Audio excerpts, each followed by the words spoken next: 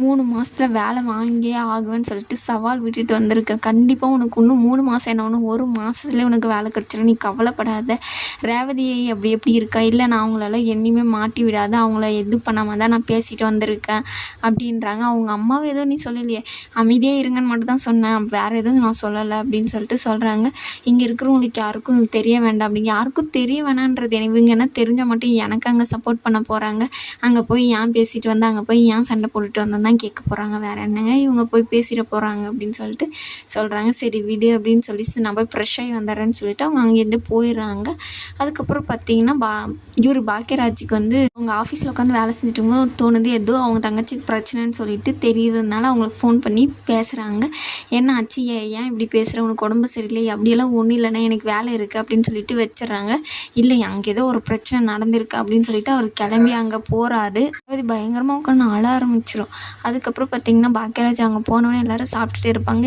இவன் நாங்கள் முன்னதான் ஒருத்தி வந்து சண்டை போட்டுட்டு போனால் மறுபடியும் இவன் வந்திருக்கான் அப்படின்னு சொல்லிட்டு என்ன அப்படின்னு சொல்லிட்டு கேட்கும்போது என் தங்கச்சி எங்க அப்படின்னு போனே பாப்பா கூப்பிடுவோம் அம்மா அம்மான்னு சொல்லிட்டு அவங்களும் வருவாங்க. என்ன ஆச்சு, என்ன கணத்தில் இப்படி ஆயிருக்கு, இல்லை நான் இடிச்சுக்கிட்டேன், ஒழுங்கு மரியாதை பொய் சொல்லாமல் சொல்லி அவர் அடித்தாரான்னு. ஆமாம் நான் தாண்டா அடித்தேன், என்ன இப்போ என் பொண்டாட்டியே நான் அடித்த மரியாதை நீ இங்கேருந்து வெளியே போ அப்படின்னு சொல்லிட்டு சொல்கிறாங்க. நான் ஏன் வெளியே போனேன், ஏன் என் தங்கச்சி இப்படி யாரும் கேட்குறதுக்கு காலையில் நினச்சிட்டு இருக்கீங்களா, ஏன் இந்த மாதிரி பண்ணுறீங்க, ஏன்டா அடித்ததை மட்டும் கேட்குறேன், ஏன் அடிச்சுன்னு இது பண்ணி அவகிட்ட ஒழுங்காக கேட்டுட்டு வந்தியா, என்னடி உடனே அடித்ததை ஒன்றுக்கு ஃபோன் பண்ணி சொல்லிட்டியா, அதெல்லாம் ஒன்றும் இல்லை, என் அண்ணனே தான் கிளம்பி வந்திருக்கு, எனக்கு ஏதோ பிரச்சனைன்னு சொல்லிட்டு நான் ஒன்றும் சொல்லலை அப்படின்னு சொல்லிட்டு சொல்கிறாங்க. மரியாதை இங்கேருந்து வெளியே போ அப்படின்னு சொல்லிட்டு பாக்கியராஜா சொல்லும் போது நான் போக தாங்க போகிறேன், எதுக்கு என் தங்கச்சி அடித்தேன், எங்கள் அம்மா என் அப்பா உன்னை தலை மேலே தூக்கி வச்சு நாரத்தில், ஆனாலும் நீங்கள் ரொம்ப பண்ணுறீங்க, கேட்குறதுக்கு யாரும் இல்லைன்னு நினைக்காதீங்க, என் தங்கச்சிக்கு நான் இருக்குது, எப்படிங்க அடித்து சாக வச்சிடலான்னு சொல்லிட்டு இது பண்ணியிருக்கீங்களா, என்ன சாக வைக்கிறதுக்கா, அப்படியெல்லாம் ஒன்றும் இல்லை, எவ்வளோ சந்தோஷமாக வீடு இருக்குது, போய் வர கார் இருக்குது அப்படின்றாங்க, அதெல்லாம் உங்களுக்கு ஒரு சந்தோஷமா, நிம்மதி தான் வேணும் அப்படின்னு சொல்லிட்டு சொல்கிறாங்க. நீ கிளம்பு ரேவதி, இங்கேருந்து கிளம்பு நம்ம போவோம், ரேவதி போவாத, நீ பாப்பாவை வாங்கிட்டு மேலே போ அப்படின்றாங்க. ரேவதி அவர் பேச்செல்லாம் கேட்காத, நீ கிளம்பி வா நம்ம வீட்டுக்கு போகலாம் அப்படின்றாங்க. மாற்றி பார்த்திங்கன்னா இங்கேவே இருக்கணும்னு சொல்லிட்டு தங்கராஜ் சொல்கிறாரு, நம்ம வீட்டுக்கு போகலான்னு சொல்லிட்டு பாக்கியராஜ் சொல்கிறாங்க. இதோட இந்த எபிசோடு முடியுது. ஒரே ஒரு சப்ஸ்கிரைப் மட்டும் பண்ணிவிட்டு பாருங்கள். மதியம் வந்து தங்கராஜ்கிட்ட நான் வேலைக்கு போகிறதுல உங்களுக்கு என்னங்க பிரச்சனை, என்ன மட்டும் அப்படி முடிக்கலான்னு உங்களுக்கு நினச்சி கூட பார்த்துறாதீங்க, இன்னும் 3 மாதத்தில் நான் வேலை வாங்க தான் போகிறேன், இதை உங்களுக்கு காமிக்க தான் போகிறேன் அப்படின்றாங்க.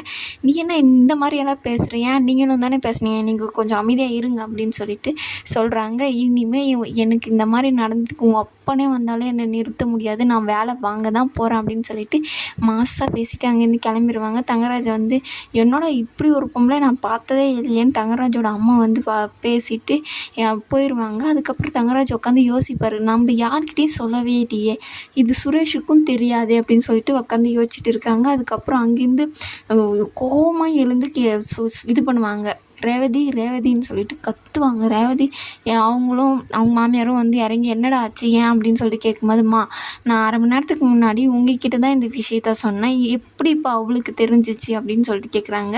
நான் ஒன்றும் சொல்லலையே, நான் சொல்லியிருப்பேன்னு இது பண்ணேன். அம்மா நீ இல்லைம்மா, இவ தான்மா எல்லாத்தையும் சொல்கிறா, இங்கே என்ன நடக்குதோ மொத்தத்தையும் அவங்க ஃபேமிலிக்கு சொல்லிட்டு இருக்கா கண்ணு அப்படின்றாங்க. நான்லாம் சொல்லவே இல்லை, போய் சொல்லாத ரேவதி அப்படின்னு சொல்லிட்டு ரொம்ப பயங்கரமாக கத்துறாங்க. அவங்களும் வழி இல்லாமல் ஒத்துக்கிறாங்க. உங்களுக்கு என்னங்க வந்துச்சு, அவள் வேலைக்கு போகிறதில்ல அப்படின்னு சொல்லிட்டு ரொம்ப இதாக பேசும்போது உங்களுக்கு தேவையில்லாத வேலை அது, நீங்கள் எதுக்கு அவள் வேலையை இது பண்ணணும் அப்படின்னு சொல்லிட்டு இந்த வீட்டு சோறை தின்னுட்டு அவங்களுக்கு இதாக இருக்கியா, நீ அங்கே போய் இரு, உன் தம்பி பொண்டாட்டிக்கும் உன் தம்பிக்கும் என்ன நீ இது பண்ணியிருக்க, இங்கே இருக்கணும்னா நீ என் பேச்சை கேட்டது ஆகணும், இங்கே நடக்கிறத எதுவும் சொல்லக்கூடாது அப்படின்னு சொல்லிட்டு ரொம்ப கோபமாக பேசுகிறாங்க. அப்புறம் அடிச்சிடுறாங்க ஒரு அடி. அப்புறம் பார்த்திங்கன்னா நான் அப்படி தான், ஏன்னா அடங்கி தான் இருக்கணுமோ ஒரு வரமுறையோடு இருக்கணும், நான் இல்லைன்னா நான் அப்படி தான் பண்ணுவேன் அப்படின்னு சொல்லிட்டு சொல்கிறாங்க. இனிமேல் இங்கே ஏதாச்சும் பேசுனா அவ்வளோதான் நீ இங்கேருந்து அப்படின்னு சொல்லிட்டு ரொம்ப கோபமாக அவங்கள பேசிட்டு இருக்காங்க. அங்கேருந்து போயிடுவார் தங்கராஜ். அதுக்கப்புறம் அவங்க அம்மா இருந்துக்கிட்டு ஏன்டி அந்த வாயை வச்சுக்கிட்டு நீ அமைதியாகவே இருக்க மாட்டியா, நீ ஏன்னா உண்மையே மட்டும்தான் பேசுவியா, எதுக்குடி இதெல்லாம் உனக்கு அடி வாங்கியே சாக போகிற பாரு நீ அப்படின்னு சொல்லிட்டு அங்கேருந்து போயிடுறாங்க. அதுக்கப்புறம் பார்த்தீங்கன்னா வீட்டுக்கு போகும்போது வீட்டுக்கு போனவொடனே எங்கே போயிருந்த சொல்லிட்டெல்லாம் போக மாட்டியா அப்படின்னு சொல்லிட்டு, இல்லை நான் என் பக்கம் தான் போயினேன், இனிமேல் சொல்லிட்டு போகிறேன் அப்படின்னு சொல்லிட்டு மலர் வந்து கேட்குறாங்க. ஒரு பிரச்சனையும் பண்ணிட்டு நீ போய் சண்டை தாங்க போட்டேன், நான் வேலைக்கு போகிறதுல அவருக்கு என்னங்க பிரச்சனை, ஏங்க இந்த மாதிரி பண்ணணும், அது நான்